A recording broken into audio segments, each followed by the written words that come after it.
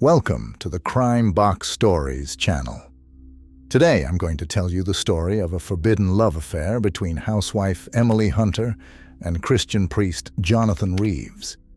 Their relationship became the spark that ignited a fire, destroying everything in its path. Emily Hunter was a woman who could be described as the perfect wife and mother. She married James when she was just 20 years old and gave birth to 2 children, her son Luke and daughter Lily. At first glance, her life seemed like the embodiment of the American dream: a cozy home, a caring husband, obedient children. But behind this perfect picture lurked a dark shadow of loneliness. Emily increasingly felt like she was just a shadow of herself. Her days were spent in a routine that gradually wore her down. She felt trapped in a cage from which she couldn't escape. James was a good husband, but he was too absorbed in his work and affairs to notice that his wife was slowly but surely drowning in her emotions. With each passing day, Emily grew more distant from James. Their conversations became formal, and intimate moments were rare and joyless. She sought solace in her children, but even that wasn't enough. A void grew inside her that she couldn't fill. She felt invisible in her own home, and this feeling became unbearable. Father Jonathan Reeves arrived in Halesbrook just when Emily needed something new. Tall, charismatic, with a deep and confident voice, he quickly won the hearts of the parishioners. But Emily saw him as more than just a priest. She saw in him a man who might understand her, feel her pain, and possibly fill the void growing in her soul. Emily never thought she was capable of something like this. She had always considered herself a faithful wife, a devoted mother, and a Christian who followed all the commandments. But when she first met Father Jonathan, something inside her changed. She felt a strange attraction to this man that she couldn't explain. It all started with innocent conversations after the service. Emily would always stay a little longer than the other parishioners to ask a few questions about the sermon or seek advice. Father Jonathan always responded with the warmth and attention she so desperately needed. Gradually, these conversations became more personal. They discussed not only religious topics, but also life, dreams, and fears. Emily began to realize that Father Jonathan was lonely too. Despite his confidence and charisma, he also carried a burden within him that he couldn't share with any of the parishioners. He spoke of his doubts, of how he sometimes felt disconnected from real life, from real people, behind the facade of holiness and duty. Emily felt something growing between them that was more than just friendship. They began meeting in more secluded places, on a bench in the park, in quiet corners of the library, and then in an old, abandoned house on the outskirts of town, which became their secret refuge. There, away from prying eyes, their relationship turned into something forbidden but irresistibly attractive. Each meeting with Jonathan became a breath of fresh air for Emily. She eagerly awaited these moments, feeling the fire inside her that she couldn't extinguish. These meetings were their secret, and the more they hid their relationship, the stronger their bond became. One rainy evening, when raindrops pounded against the windows of the abandoned house, Emily and Jonathan found themselves in each other's arms. It was a moment when all the boundaries they had set for themselves crumbled. Their passion was as fierce as the storm outside, and every kiss, every touch was filled with desperation and desire. After that, their meetings became regular. They found new and ingenious ways to hide their relationship from those around them. Emily felt alive for the first time in years. She was ready to do anything to keep these relationships, which had become the meaning of her life. But along with this, she felt a growing sense of guilt. Every time she returned home, she saw James's face and felt her heart clench in horror at what she was doing. Father Jonathan was also torn between his feelings and his duty. He understood that he was violating the sanctity of his service, betraying the trust of his parishioners and God. But his passion for Emily was stronger than all these thoughts. He was ready to give up everything for her, and this decision became easier for him with each passing day. But in a small town, such things don't stay secret for long. At first there were subtle hints, then rumors, which spread in whispers from mouth to mouth. People began to suspect that there was something more than just friendship between Emily and Father Jonathan. But no one dared to say it out loud. The fear that it would turn out to be true was too great. One night, when Emily returned home late, James was waiting for her. His face was stern, his eyes filled with pain. He remained silent for a long time before speaking. In his hand, he held a letter, anonymous, written with crude words. But the truth was clear. "Are you cheating on me with Father Jonathan?" His voice trembled with restrained anger. Emily felt her world collapse around her. She tried to deny it, but the words stuck in her throat. All she could do was look at James, into his eyes full of pain and disappointment. She knew she could no longer lie, but confessing what she had done was unbearable. "Emily, tell me the truth," James insisted, his voice growing louder. He saw her turmoil, her fear, and it only fueled his anger. Finally, Emily couldn't hold it in any longer. She confessed everything, telling him about her meetings with Father Jonathan, how they comforted each other, how they sought salvation in each other's arms. But her confession brought no relief. Instead, it only widened the chasm between her and James.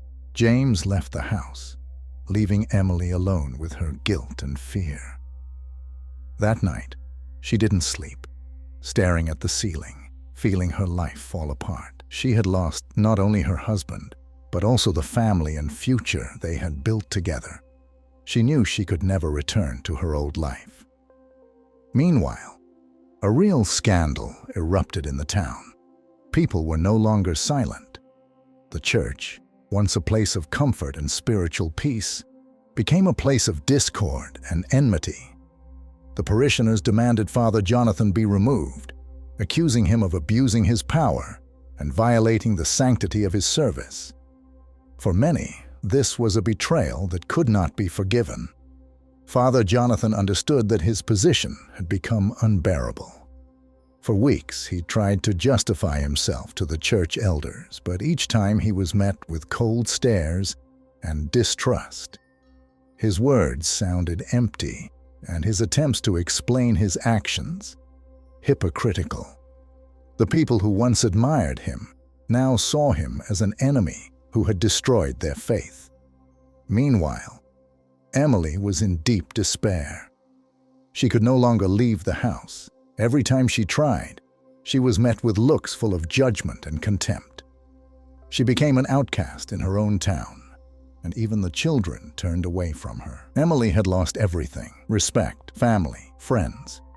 She was left alone, with her fears and pain. After James left, taking the children with him, Emily plunged into a dark, hopeless despair. The house she lived in became a reminder of her ruined life. She stopped caring for herself, for the house, and each day was a repeat of the previous one, filled with pain and regret. One day, trying to drown out her inner torment, Emily found an old bottle of whiskey hidden in the attic.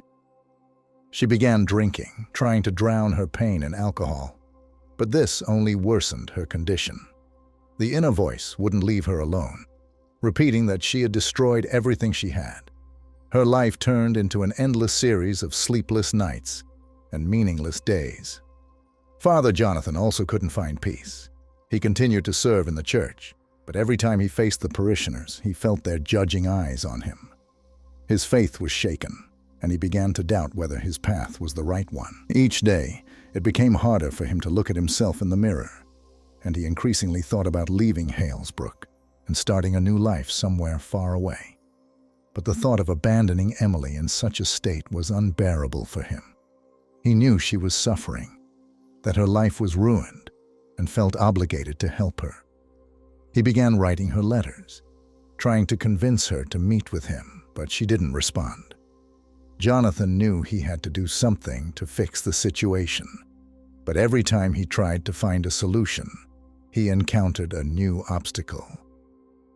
After weeks of torment, when despair had reached its peak, Emily finally decided to meet with Father Jonathan.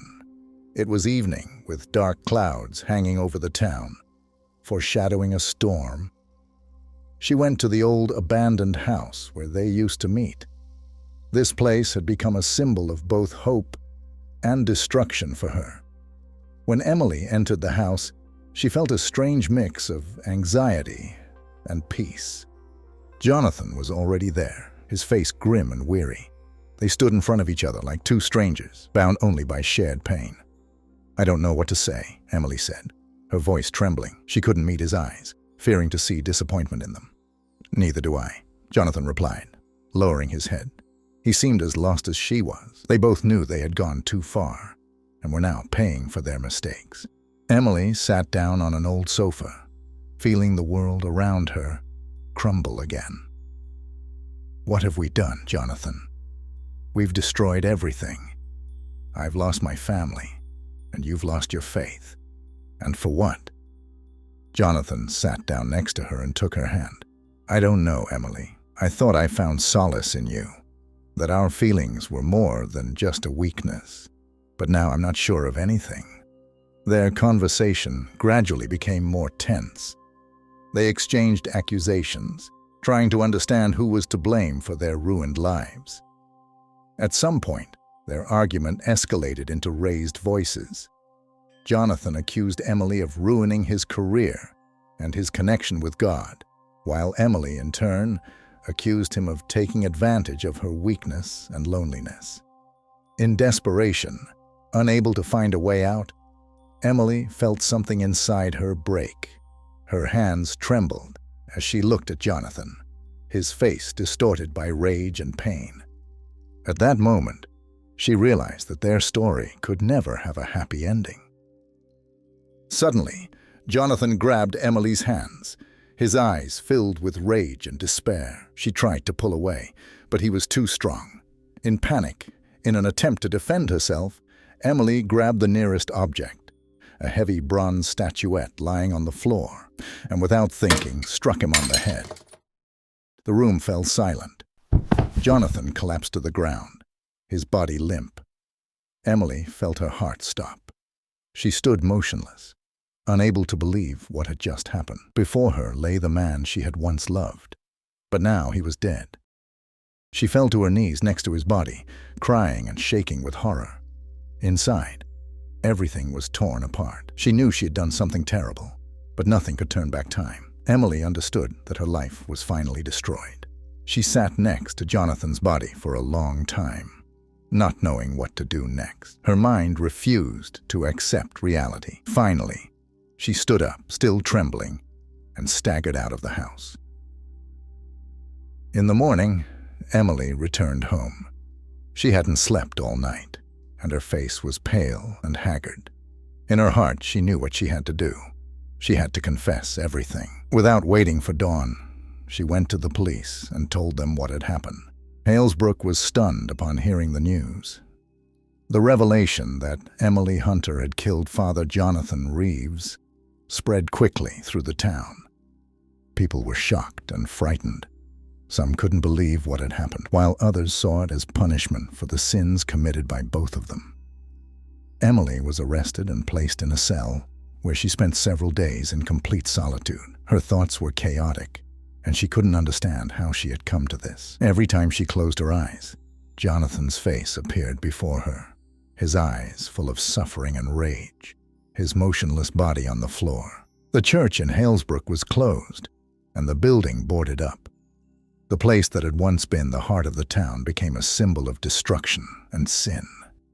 The town's residents began to leave, trying to forget this nightmare, but the scars remained with everyone who witnessed this tragic event. Thank you for watching. Subscribe to the channel and stay tuned for new videos.